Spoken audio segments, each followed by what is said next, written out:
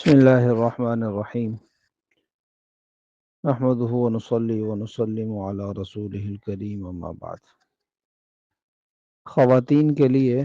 نماز تراویح سے متعلق سب سے پہلی بات سمجھنے کی یہ ہے کہ نماز تراویح جس طرح مردوں کے لیے سنت مؤکدہ ہے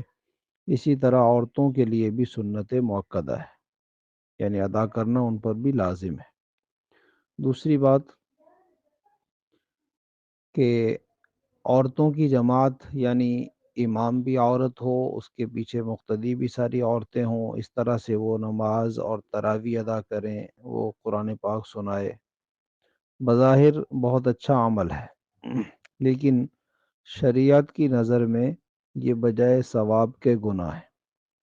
یعنی صرف عورتیں ہوں اور وہ جماعت کریں یہ بھی جائز نہیں، اس کو فقہا نے مکروہ تحریمی لکھا ہے،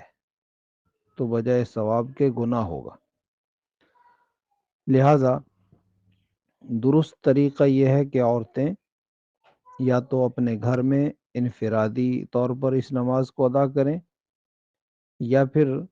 یہ ہے کہ گھر میں کوئی مرد تراویح کا امام بنے، اس کے پیچھے دو چار مرد بھی ہوں اور ان کے پیچھے پردے میں یا ایک طرف پردے میں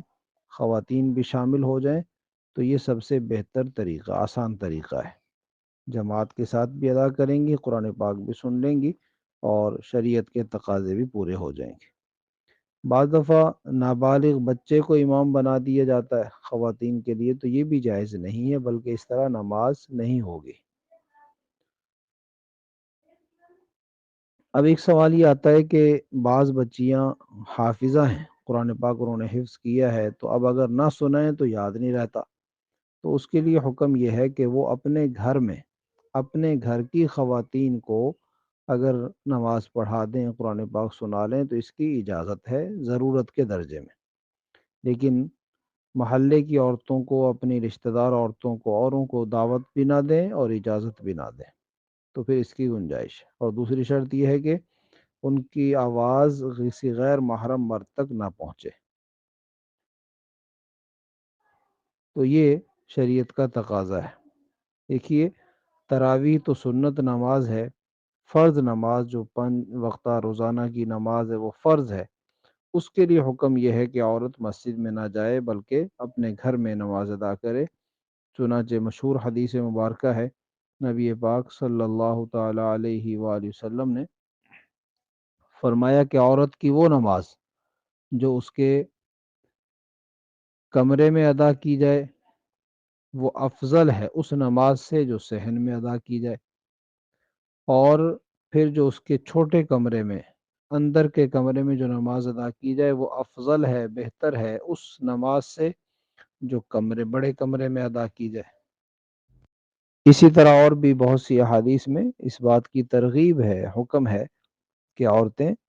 مسجد میں نماز ادا کرنے کے بجائے اپنے گھر میں، اور وہ بھی اندر پردے کے اندر ادا کریں، اس کا ثواب زیادہ ہے۔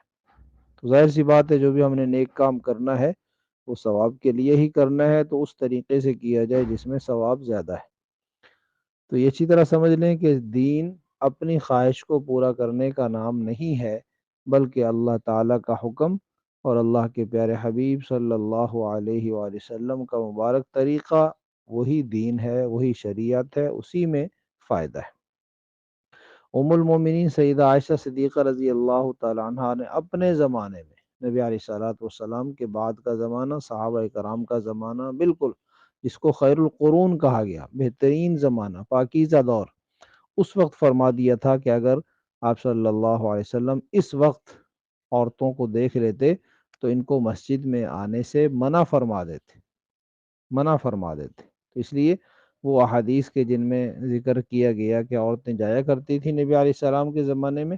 ان کا جواب ام المومنین نے دے دیا کہ وہ زمانہ اور تھا، اب زمانہ اور ہے۔ اب خود اندازہ کیجئے کہ آج کا دور کہاں ہے۔ اس لیے خواتین اپنے گھر میں رہیں اور اپنے گھر میں اس طرح سے نماز تراویح ادا کریں، یہی شریعت کا تقاضا ہے۔ اللہ تعالی ہمیں دین کی صحیح سمجھ، عمل کی توفیق نصیب فرمائے۔